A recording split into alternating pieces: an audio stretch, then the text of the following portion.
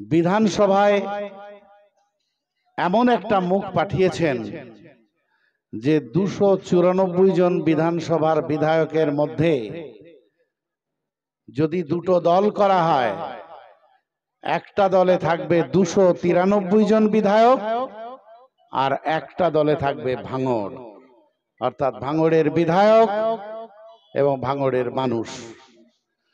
293টা বিধানসভার মানুষের প্রতিনিধিত্ব যারা করছেন তারা একদিকে, আর শুধু ভাঙড় বিধানসভার মানুষের প্রতিনিধিত্ব যিনি করছেন তিনি আর একদিকে।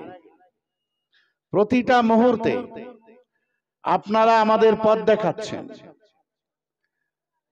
প্রতিরোধ কিভাবে করতে হয়, প্রতিরোধ কিভাবে গড়ে তুলতে হয়, জনপ্রতিরোধ কাকে বলে, গণপ্রতিরোধ কাকে বলে, মানুষ ভুলে গিয়েছিল। 60-70-এর দশকে আমরা সেই প্রতিরোধের কথা জানি। তারপরে নতুন করে আবার সেই প্রতিরোধ কেমন করে গড়ে তোলা দরকার সেটা আপনারা দেখিয়েছেন।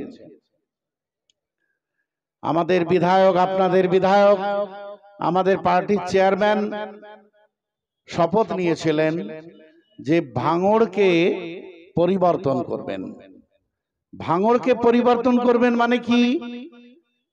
ভাঙড়ের যে পরিচয় গোটা পশ্চিম বাংলার কাছে গুটি কতক রাজনীতিবিদ বিগত বছরগুলোতে যে নঙর্থক পরিচয় ভাঙড়কে দিয়ে রেখেছে, আমাদের বিধায়কের প্রথম শপথ হচ্ছে ভাঙড়ের সদর্থক পরিচয় ফিরিয়ে দেওয়া।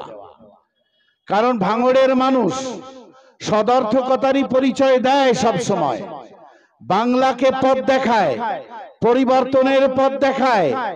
আজকে সেই ভাঙড়ের মানুষের আমরা কত কয়েক দশক ধরেই শুনে আসছি ভাঙড়ের রাজনীতি মানে বোম, পিস্তল, গুলি, রক্ত, হানাহানি, প্রাণহানি, এই সমস্ত হচ্ছে ভাঙড়ের বৈশিষ্ট্য। আমাদের বিধায়ক শপথ নিয়েছিলেন যে ভাঙড়কে এই জায়গা থেকে, এই নঙর্থক পরিচয়ের হাত থেকে ভাঙড়কে সদর্থক পরিচয়ের হাতে নিয়ে যেতে হবে। তার শুরুয়াত উনি করলেন রক্তদান উৎসবের মধ্য দিয়ে। এবং নিশ্চয়ই স্লোগানটা আপনারা দেখেছেন যে ভাঙড়ে রক্তপাতের রাজনীতি আর হবে না, রক্তদানের রাজনীতি হবে। রক্তপাতের রাজনীতির মধ্য দিয়ে, প্রাণহানির মধ্য দিয়ে রক্তদানের রাজনীতি বন্ধ করে রক্তদানের রাজনীতি হবে। আর তখনই, আমি এর আগে সম্ভবত ওটা ভোগালী অঞ্চলই পড়বে, ওই সোনপুর বাজারে একটা রক্তদান শিবির হয়েছিল, সেখানে এসেছিলাম। 2820 জন, সম্ভবত 2720 জন একটা রক্তদান শিবিরে রক্ত দিয়েছেন। এটা গোটা পশ্চিম বাংলায়, গোটা ভারতবর্ষের মানুষ অদ্ভুত ভাবে তাকিয়ে দেখেছে, এটা কি সম্ভব? একটা রক্তদান শিবিরে প্রায় 1003 মানুষ রক্ত দিতে এলেন, আর আমি তো দেখেছিলাম শয়ে শয়ে মানুষ রক্ত দিতে না পেরে ফিরে গিয়েছিল।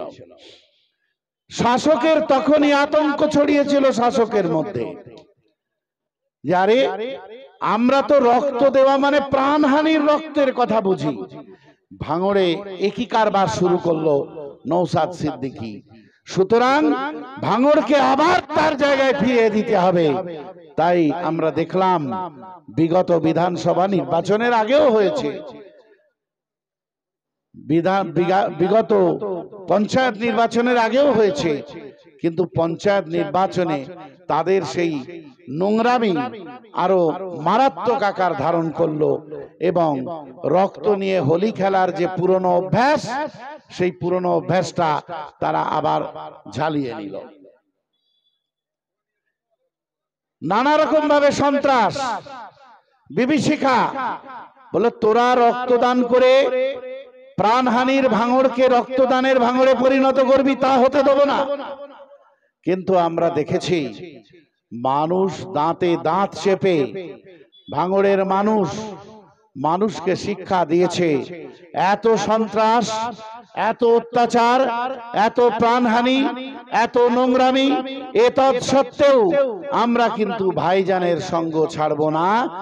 যে শপথ ভাইজান নিয়েছেন আমরা প্রত্যেকে সেই শপথের সঙ্গে আমরাও শপথ নিয়েছি, আমরা পথ চলবো একসাথে।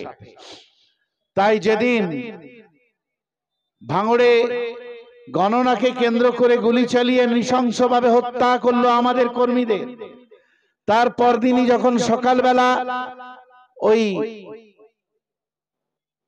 সোনপুর বাজার থেকে ডান দিকের গ্রামে যেখানে খুন হয়েছিল, আমাদের শহীদ হয়েছিল ছেলেটি, ওদের বাড়িতে যখন আমরা হাজির হলাম সকালবেলা, তখন দেখলাম যে কি দৃঢ় প্রত্যয় মানুষের, এবং দাঁতে দাঁত চেপে তার স্ত্রী থেকে শুরু করে তার আব্বা থেকে শুরু করে তার মা, তার ভাইরা কঠিন বজ্র কঠিন শপথ নিচ্ছেন যে এই ভাইয়ের যে রক্ত নিয়ে যারা খেললো, এই খেলা বন্ধ করব আমরা। কারণ সেই সময় মিডিয়া কিন্তু ওই বিভিন্ন সোশ্যাল মিডিয়া বা মেইন স্ট্রিম মিডিয়া ওর আব্বার কাছে ইন্টারভিউ নিচ্ছিল, উনি সেখানে কিন্তু এই কথাই বললেন যে আমার ছেলে রক্তের খেলা বন্ধ করার রাজনীতি করতে গিয়ে প্রাণ দিয়েছে, আমার ছেলে প্রাণহানির রাজনীতি বন্ধ করতে গিয়ে প্রাণ দিয়েছে, আমিও প্রাণহানির রাজনীতি বন্ধ করার রাস্তা থেকে সরব না। এটা ভাঙড়ের মানুষের চরিত্র, এটা ভাঙড়ের মানুষ গোটা বাংলার মানুষকে দেখিয়েছে। পঞ্চায়েত নির্বাচনে আপনারা যেভাবে প্রতিরোধ গড়ে তুলেছিলেন হয়তো আপনারা জানেন না, বা কেউ কেউ জানেন।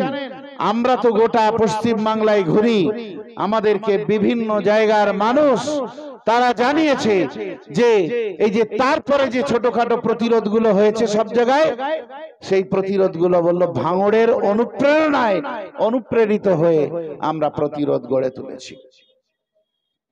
আজকে আবার আমাদের ভাইজান টানা 10 দিন কর্মসূচি নিয়েছে, যে রক্তদান কর্মসূচি, সেই রক্তদান কর্মসূচি 23 তারিখ পর্যন্ত চলবে। নিশ্চয়ই হাজার হাজার মানুষ রক্ত দিয়ে আমাদের রাজ্যের রক্তের ভান্ডারকে পূর্ণ করবেন। বিগত দিনগুলোতেই সরকার শাসন ক্ষমতায় আসার আগে সারা বাংলায় রক্তদান শিবির নিয়মিত সব জায়গায় হতো, কিন্তু রক্তদান উৎসব, রক্তদান শিবির, রক্তদান মহোৎসব এসব যেন কোথায় চলে গেল। শুধু লুটপাট আর খুনোখুনি, শুধু চুরি ডাকাতি আর মারদাঙ্গা, সরকারের এইটাই পলিসি হয়ে গেল। আজকে সেটাও বলতে গেলে ভাঙড়ের মানুষই কিন্তু ভাইজানের হাত ধরেই সেই পরিবর্তনের দিশাটাও মানুষকে দেখালেন, যেটা ভুলিয়ে দিয়েছিল 2 দশকের সরকার। আমরা কিন্তু আবার নতুন করে শুরু করলাম রক্তের ভান্ডার পূর্ণ করার। কারণ রক্ত তো উৎপাদন করার কোনো কারখানা হয় না, রক্ত আমাদের সৃষ্টিকর্তা, যিনি মহান সৃষ্টিকর্তা, তিনি রক্ত উৎপাদনের একটা কারখানা তৈরি করে দিয়েছেন। আর সেই কারখানাটা হচ্ছে মানুষের শরীর। মানুষের শরীর ছাড়া রক্ত উৎপাদন হবে না। আর তাই আমরা রক্ত দিয়ে, ভাঙড়ের মানুষ রক্ত দিয়ে সেই যে পুরনো অভ্যাসটা গোটা বাংলার স্মরণ করিয়ে দিলেন, এবং আজও স্মরণ করিয়ে যাচ্ছেন, এবং 23 তারিখ পর্যন্ত স্মরণ করে যাবেন। জুবি স্বাস্থ্যের কথা বলছিল যে আজকে যেভাবে ওই স্বাস্থ্য সাথী কার্ডের নামে বড়লোক করে তোলা হচ্ছে এক ধরনের নার্সিং হোম বা নার্সিং হোমের মালিকদের, তার প্রতিবাদ করছিল জুবি। আমি একটা বিষয় আপনাদের সামনে রাখতে চাই, যে পশ্চিম বাংলার বিভিন্ন জায়গাতে আমরা ঘুরি, বিশেষ করে হাওড়া, হুগলি, বর্ধমান, কলকাতা তো আছেই, এবং উত্তর দক্ষিণ 24 পরগনা থেকে শুরু করে উত্তরবঙ্গের বিভিন্ন অঞ্চল আমরা দেখেছি পশ্চিমবঙ্গ সরকার সর্বত্র একটা করে সুপার স্পেশালিটি হাসপাতাল তৈরি করছে, মানুষের স্বাস্থ্য পরিষেবা ভালো, আরো ভালো দেওয়ার জন্য। এমনি নাকি উনি খুব ভালো স্বাস্থ্য পরিষেবা দেন বলেন, কিন্তু আমরা চোখে দেখতে পাই না, মানুষও বিশ্বাস করে না, আর উনিও ভেতরে বিশ্বাস করেন না, আর সেই জন্য স্বাস্থ্য সাথী প্রকল্প নিয়ে এসছেন। তাহলে কেন ভাঙড় এলাকায় একটা সুপার স্পেশালিটি হাসপাতাল হবে না? একটা সুপার স্পেশালিটি হাসপাতাল গড়ে তোলার জন্য সরকারের প্রচেষ্টা থাকবে না? নীরবলি আমাদের কাছে খবর আছে, একটা বেসরকারি হাসপাতালের মালিক, আমি তার নাম বলছি না, একটা বেসরকারি হাসপাতালের মালিক, তিনি ভাঙড় অঞ্চলে মেডিকেল কলেজ করার উদ্যোগ নিচ্ছেন। অদ্ভুত ব্যাপার, ভাঙড়ে কেন সরকারি মেডিকেল কলেজ হতে পারে না? গোটা দক্ষিণ 24 পরগনায় তো সেই অর্থে কোনো মেডিকেল কলেজ, সরকারি মেডিকেল কলেজ নেই। তাহলে ভাঙড়ে যখন মেডিকেল কলেজ করার পরিকল্পনা দিদিমণির মাথায় আছে, তাহলে ভাঙড়ে সরকারি টাকায় মেডিকেল কলেজ গড়ে উঠবে না কেন? সরকারি টাকায় মেডিকেল কলেজ গড়ে তুললেই সেখানে তো সরকারি এক বৃহৎ হাসপাতাল তৈরি করতে হবে, আর সেই হাসপাতালে ভাঙড়ের মানুষ পরিষেবা পাবে, উন্নত পরিষেবা পাবে। তাই ভাঙড়ে করা যাবে না, তাই উনি ভাঙড়ে করবেন না। অদ্ভুত ব্যাপার। আচ্ছা, আমার যতদূর মনে আছে, দিদিমণি ভাঙড়ে এসেছিলেন কবে? বিধানসভা নির্বাচনের আগে। তারপরে কি দিদিমণি ভাঙড়ে এসেছিলেন? আসেননি। অথচ ভাঙড় সবসময় মিডিয়ার সামনে, মিডিয়ার প্রথম পাতায় থাকে। ভাঙড়ে এত অশান্তি, ভাঙড়ে এত গন্ডগোল, আর ওর ভালো ছেলেরা, গুড বয়রা সেই সমস্ত গন্ডগোল গুলো পাকায়। ভাঙড়ে এত মানুষের রক্ত বয়ে গেল, উনি তো আসেন না। কিন্তু অন্য কোথাও ছোটখাটো ঘটনা ঘটে গেলে উনি সেখানে ঠিক চলে যান, পৌঁছে যান। কিভাবে ভাঙড়ের মানুষকে স্বাস্থ্য পরিষেবা দিতে হবে সেটা উনি জানেন না, কি করে ভাঙড়ে শান্তি প্রতিষ্ঠা করতে হবে সেটা উনি জানেন না। উনি জানেন মহাভারত কে লিখেছেন। এমনকি এই কালকে একটা কনভেনশনে আমাদের একটা আলোচনা সভা ভাইজান আয়োজন করেছিলেন, আপনাদের ভাঙড়ের বিধায়ক আয়োজন করেছিলেন। সেটা হচ্ছে আন্তর্জাতিক চা দিবস ছিল কালকে। আন্তর্জাতিক চা দিবস, গোটা পৃথিবী চায়ের কাপে তুফান তুলে আন্তর্জাতিক চা দিবস উদযাপন করবে। আর আপনাদের বিধায়ক বলছেন আজকের এই চা দিবসে যারা চা উৎপাদন করে তারা কেমন আছে জানা দরকার, অর্থাৎ চা মজদুররা কেমন আছে সেটা জানা দরকার। আর তাই কলকাতার বুকে আলোচনা সভা করেছিলেন। আমি সেই আলোচনা সভায় উপস্থিত ছিলাম। সেখানে চা শ্রমিকরা তাদের দুর্দশার কথা বলতে গিয়ে একটা নেতৃত্ব, তিনি খুব সুন্দর বলছিলেন। উনি বললেন উনি তো সব জানেন, কিন্তু আমরা চা শ্রমিক, আমাদের দুর্দশা কি করবে, কাটবে সেটা উনি জানেন না। এমনকি কয়েকদিন আগে তোমরা দেখেছো, আপনারা দেখেছেন যে উনি ওই চা বাগানে ঢুকে চা পাতা তুলছিলেন, দেখেছেন তো আপনারা মিডিয়াতে। মানে ওটাও উনি জানেন যে কিভাবে দুটো পাতা একটা কুঁড়ি তুলে চা তুলতে হয়, ওটাও উনি জানেন। কিন্তু চা শ্রমিকদের অবস্থার পরিবর্তন কিভাবে করতে হবে ওটাই উনি জানেন না। ভাঙড়ে রক্ত ঝরাতে হবে কি করে, আরাবুলদের দিয়ে, ভাঙড়ের বাইরের বিধায়ক শওকতকে দিয়ে কিভাবে ভাঙড়ের মানুষের রক্ত ঝরাতে হবে সেটা উনি জানেন। উনি জানেন না ভাঙড়ে কিভাবে শান্তি প্রতিষ্ঠা করতে হবে। উনি জানেন ভাঙড়ের মানুষের এই যে কৃষিকাজ, তার উন্নতি কিভাবে করতে হবে সেটা উনি জানেন না। উনি জানেন ভাঙড়ের মাটিতে পাওয়ার গ্রিড তৈরি করে কিভাবে মানুষকে কৃষিকাজকে ধ্বংস করে দিতে হবে উনি সেটা জানেন। উনি জানেন না যে ভাঙড়ের মানুষের যে অধিকার সেই অধিকারকে কিভাবে প্রতিষ্ঠিত করতে হবে সেটা উনি জানেন না। উনি জানেন এয়ারপোর্ট তৈরি করে কিভাবে বড় লোকরা সেই এয়ারপোর্টে গাড়ি ধরে প্লেন ধরে কিভাবে দেশের বিভিন্ন অঞ্চলে যাবে, বিদেশে উড়ে যাবে, সে ব্যবস্থা উনি করতে পারেন। উনি জানেন না ভাঙড়ের গরিব মানুষের আর্থিক উন্নয়ন করতে হবে কিভাবে। তাই তো ভাঙড়ের মানুষ ভাইজানকে জিতিয়ে আওয়াজ তুলেছে, তুমি যখন জানো না তাহলে তোমার যাওয়ার রাস্তাও আমরা তৈরি করে দিচ্ছি। আর তাই গোটা বাংলা ভাঙড়ের পথ অনুসরণ করছে। ভাঙড়ের পথে গোটা বাংলা ক্রমশ হাঁটতে চাইছে।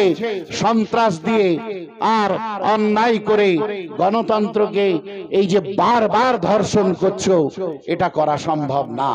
ভাঙড়ের মানুষ এই রক্তদান শিবিরের আয়োজন করার মধ্য দিয়ে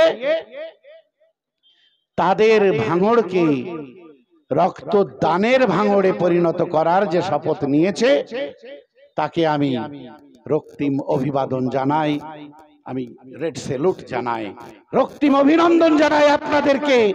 আপনারা গোটা বাংলার মানুষকে পথ দেখাচ্ছেন। আর সত্যি কথা বলতে কি, আমি যতবার ভাঙড়ে আসি ততবার কিন্তু অনুপ্রেরিত হয়ে ফিরে যায়। আমার রাজনৈতিক ক্ষুধা, রাজনৈতিক স্পৃহা, রাজনৈতিক শক্তি সেটা যেন বেড়ে যায়, আর সেটা আপনাদের দেখেই। তাই আপনাদের আবারও একবার সংগ্রামী অভিনন্দন জানিয়ে, রক্তিম অভিনন্দন জানিয়ে আমি আমার কথা শেষ করলাম। ইনকলাব জিন্দাবাদ, আইএসএফ জিন্দাবাদ, ভাইজান জিন্দাবাদ, বিপ্লব দীর্ঘজীবী হোক।